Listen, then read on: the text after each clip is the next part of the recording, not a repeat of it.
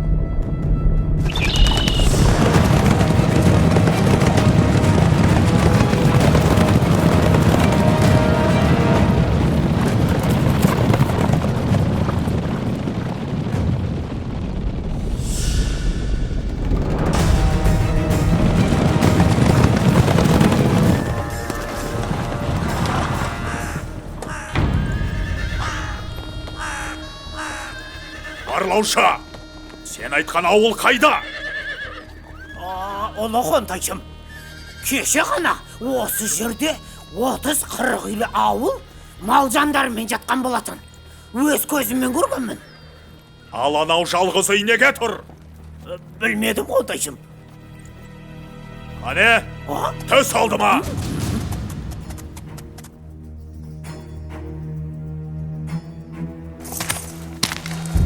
Ей шал, мал жан ел жұртың қайда?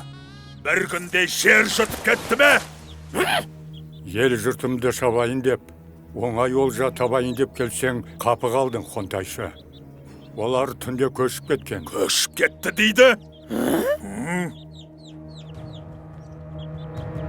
Ал сен неге көшпедің, шал? Әлде мені мүсірке баяйды деп отырмысың? Жоқ, сенен аяушылық күтпеймін. Әне, анау қарлығаштың ұясындағы сарауыз балапандарын көрдің бе? Балапандары қанаттанғанша үйімді бұзбайын деп шештім. Жау жағадан алды екен деп ұяны бұзып, балапандарды шырылдатқым келмеді. Обалын ойладым. Обал деймісің? Олай болса, қылышымды былғап обалыңа қалмайын. Жалғыз өзің жапан далада аштықтан ажал табасың. Көрейін сонда мына құстарыңның аузыңа су тамызғанан. Қарлығаш әулие. Кеттік. Қазақтың даласын қанға бояп, ұлдарын құл, қыздарын күң етпесем, Қонтайшы атым құрысын.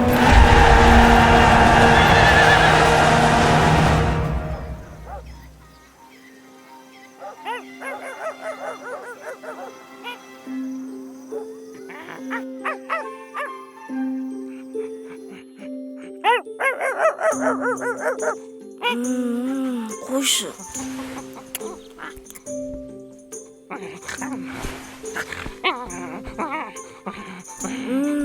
Ұйқы көрмедім ғой, Ақтөс.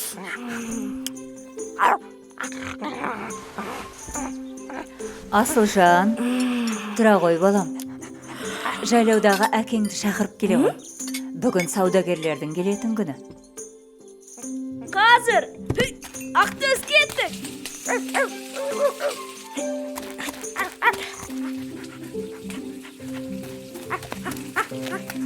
Асылжан, асықпай отырып жеп алмадың ба? Қане Ақтөс, кім жиірек?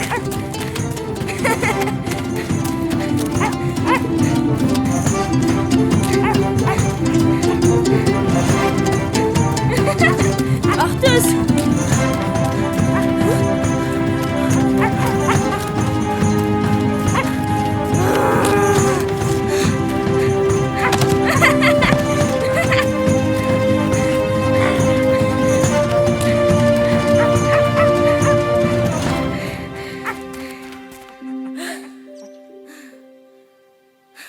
Ақтөс жүр.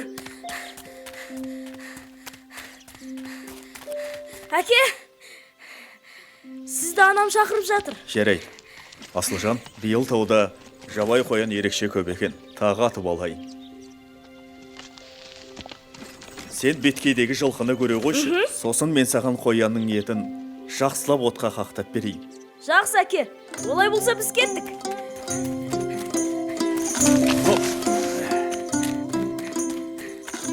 Ақтөс, шаршамадың ба? Жарайсың, Ақтөс. Әне, келіп те қалдық. Міне біздің жылқылар. Қазір тайымды шақырайын. Алау! Алау!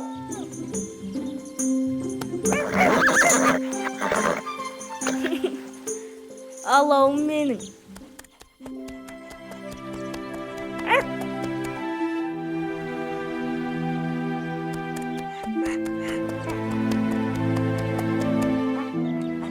Ақтөс, әне, әкем қоянның етін пісіріп жатыр. Сен де бір тоятын болдың.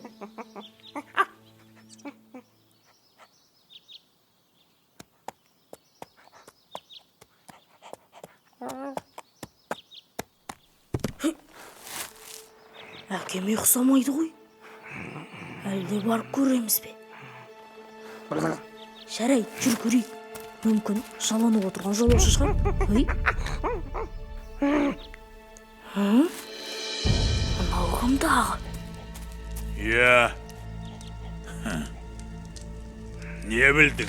Алатаудың күнгейін түгел аралап шықтым. Қазақтар жайбырақат жатыр, қойсыне бастарға жұмыртқалаған заман дейді. Бостарғайды. Ендеше мен қойсыне жылан жұмыртқалатам. Ал сен Қаратаудың маңайын барлап қайт. Онда қазақтың қанша ауылы бар екенін біл. Сосын осында кездесеміз. Ләппәй қонтайшым. Ал, көріскенше.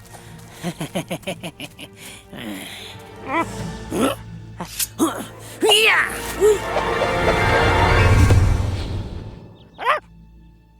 Кім болды екен, а? Адам бекен, сайтан бекен.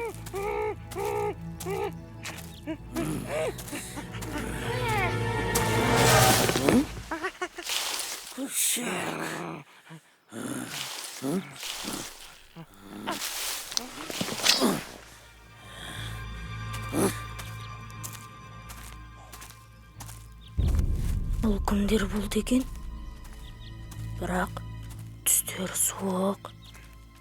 Жүр, тез кетейік.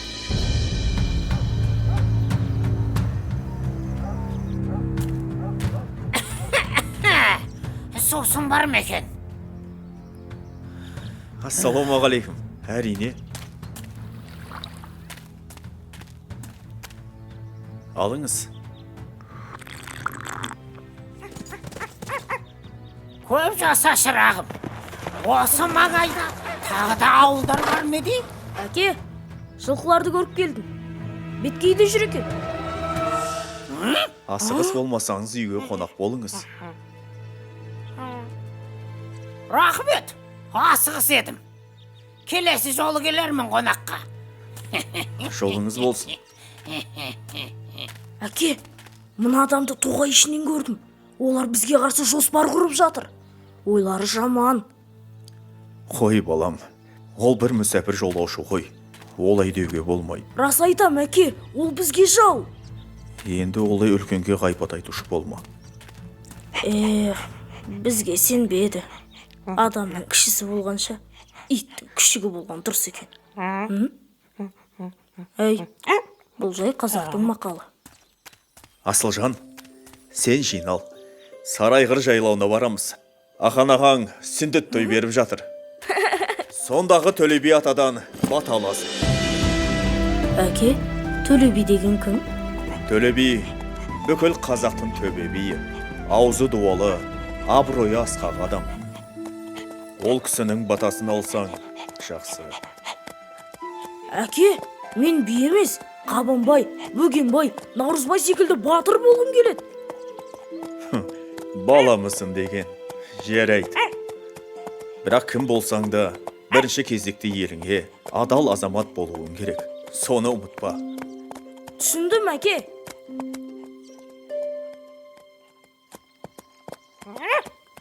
Балам, тоқташ. Мына жерде көп аттылар өткен секілді. Тұяқтары тереңге батқаны, қару жарақты әскер болған. Елге жау шаппаса иге. Қане балам, тезірек.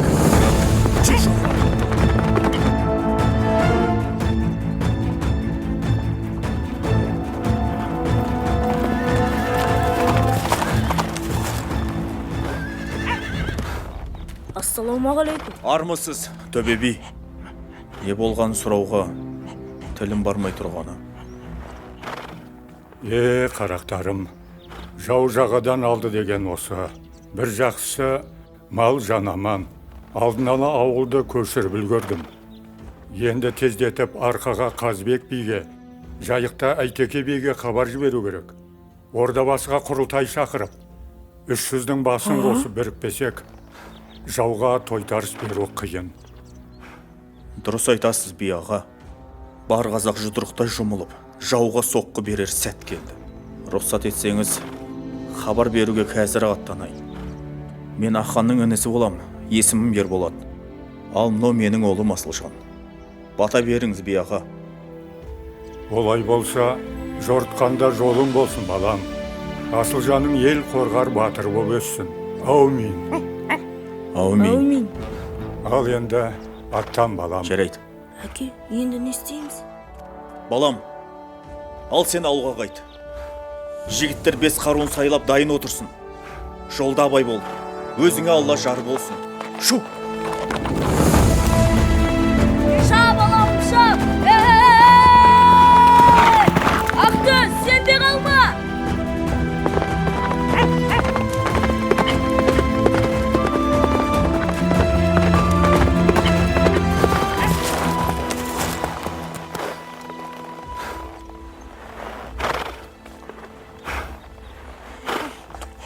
Біздің ауыл көшіп кетіпті. Бірдеңен сезген болар. Қайда кетті екен? Ал біз кіші болсақ та елімізді қорғауымыз керек. Өткендегі жерде жаулар кездесеміз деген. Сонда барайық. Ақтөс, шаршама.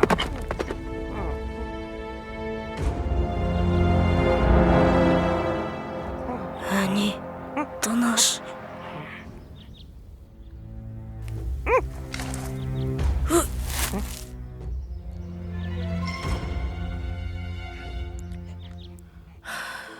Байқамады.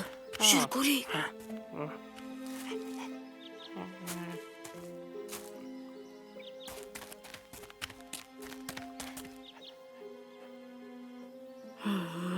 Мына сызба не болды екен? Мұны жеткізуіміз керек. Иттің күшігі, сен екенсің ғой.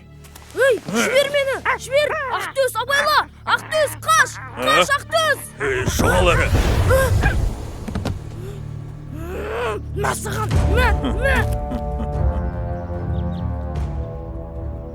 Жат енді осында жабысып. Кешке сені орда қалып кетем. Басы байлы құлым боласын. Ұқтың ба? Ей, боқмұрын.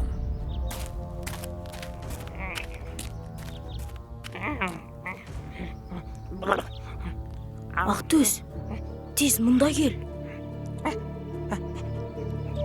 Жылдам хабар жеткізуіміз керек.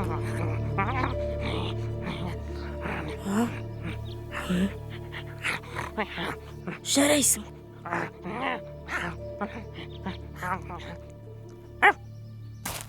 Аналар кімдер болды екен? Жүр, жақындап көрейік. Жоңғарға ұқсамайды. Ассалаумағалейкум, ағалар. Уағалейкум әссәләм, балақай. Кім боласың? Мен Асылжанмын. Ордабасыға бара жатырмын. Онда жолымыз бір екен. Сіздермен бірге жүрсем бола ма? Әрине, жолдасың жақсы болса, жол қысқа деген. Мен жақында жаудың тыңшысын көрдім. Бірақ сіздер мені кішкентай деп сенбейсіздер ғой. Неге олай дейсің? Сенеміз. Рас па? Ендеше сол хабарды тездетіп, Қабанбай, Бөгенбай, Наурызбай батырларға жеткізу керек. Сіздер сол батырларды көрдіңіздер ме? Жоқ. Ондай батырларды білмейді екенбіз. Қалайша? Олардың ерліктерін бүкіл ел айтып жүр ғой. Естімедік. Егер сен айтып берсең, тыңдар едік. Иә, жол қысқарсын. Әрине, айтып берейін. Мысалы, Қабанбай деген батырдың шын аты Ерасыл екен. Рас па? Ол не үшін Қабанбай аталғанын білесіздер ме? Білмедік. Жоқ. Ендеше тыңдаңыздар. Өйде. Мұны Әлқисса деп бастайды. Ойбай көке! Астағфиралла!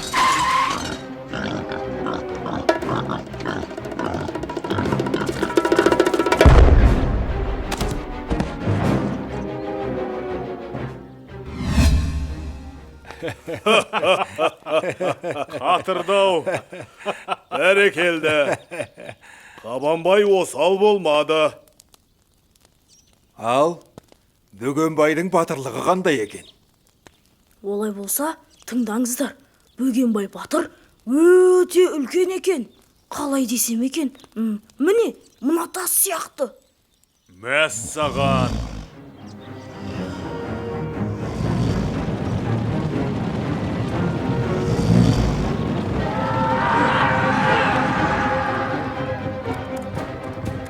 Оның рас, бөкеңнің ұйқысы қатты.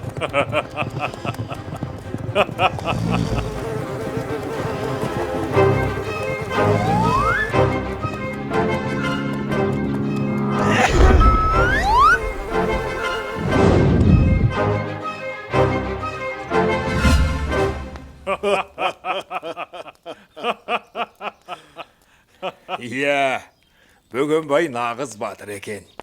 Ал, енді Наурызбай батыр жайлы біліп жүрейік. Ол жайында не айтасың? Наурызбай батыр жөнінде айтсам, ол былай болған. Бір кезде елге жау шауыпты.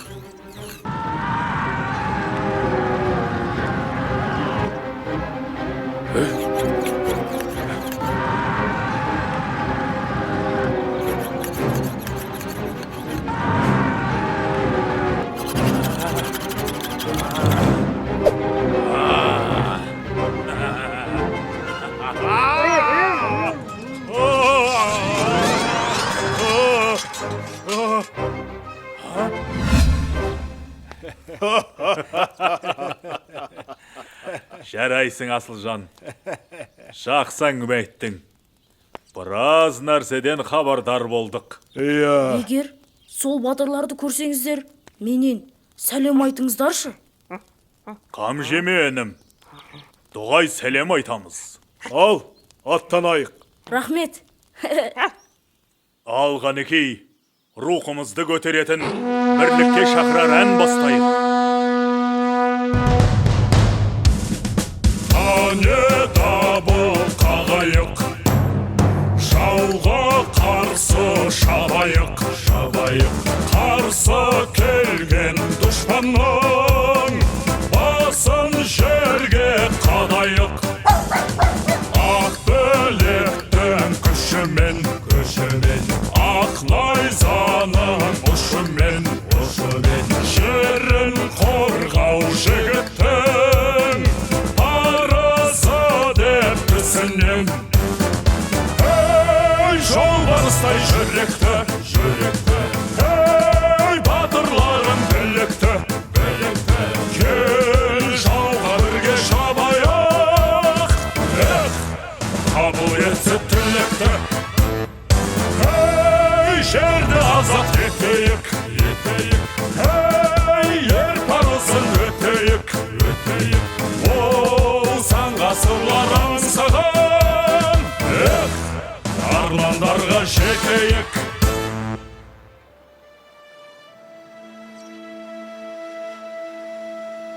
деген керемет. Мұнда не болып жатыр?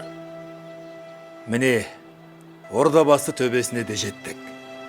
Төле бидің айтуымен осында бүкіл қазақ бас қосып жауға тойтарыс берудің жайын ақылдаспақ. Мен айтқан батырлар осында шығар. Мүмкін осында болар. Иә, Жүріңдер. шу, кеттік.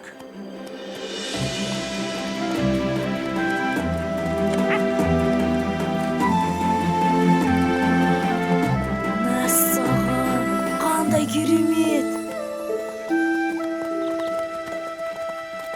Бөгенбай, Қабанбай, Наурызбай батырларға жалынды сәлем. Саламат болсын. Бәрекелді. Сіздерге 12 қанат үй тігілді. Мұнда өтіңіздер. Жақсы. Тынығып алсақ артық Түсінбедім. болмайды. А? Сіздер сол батырлар ма? Ал Асылжан, біз сендей ізбасарымыздың барына қуанамыз. Иә. Батырлық білекте емес, жүректе болады. Ал сенің батыр болатыныңа біз сенеміз. Сау бол. Амандықта көріскенше. Жақсы балақай.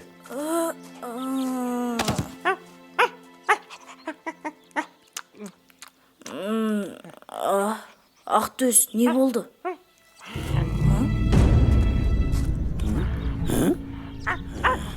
Шығу бірліктеріне балайын. Не жоспар құрып жатыр екен бұлар? Ақтөс, Әзір. Наурызбай батыр, сен сол қанатты басқарасың. Бірақ мына сайда жасырына тұр. тез хабар берейік. Наурызбай батыр, сен оң қанат. Қайда барасың? Мұнда болмайды. Мен батыр ағаларға баруым керек. Шұғыл түрде. Болмайды. Мұнда кеңес өтіп жатыр. Батыр ағалар, бұл мен ғой. Асылжанмын. Сақ болыңыздар. Ой, мынау балақай ғой. Иә, Асылжан екен. Кел, кіре ғой. Анда, мен көрген тыңшы сіздерді тыңдап тұр. Ой, еттің баласы. Не дейді? Қазір көрейік. Екен, Сон неме? Қазір әкесін танытайын.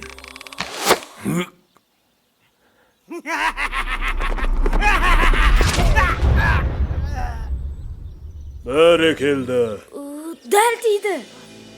жансыздар жалғыз жүрмеуі мүмкін. Тездетіп іске кірісу керек. Иә. Бірлігі мықты елдің түтіні түзу шығады. Бірлігі мықтыны жау алмайды. Бес саусақ біріксе ғана қол болады.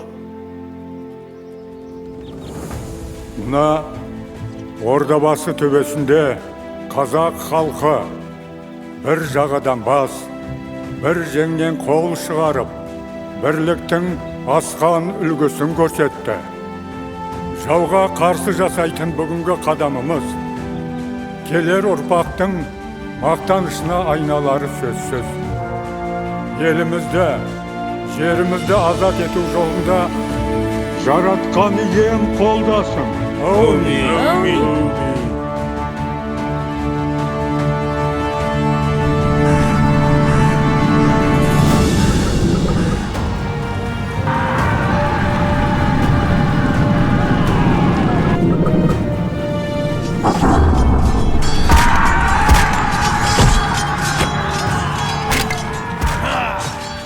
Осылайша қасиетті Ордабасы төбесінде бас қосқан қазақ елі жерін жаудан тазартып, бірліктің асқан үлгісін көрсетті.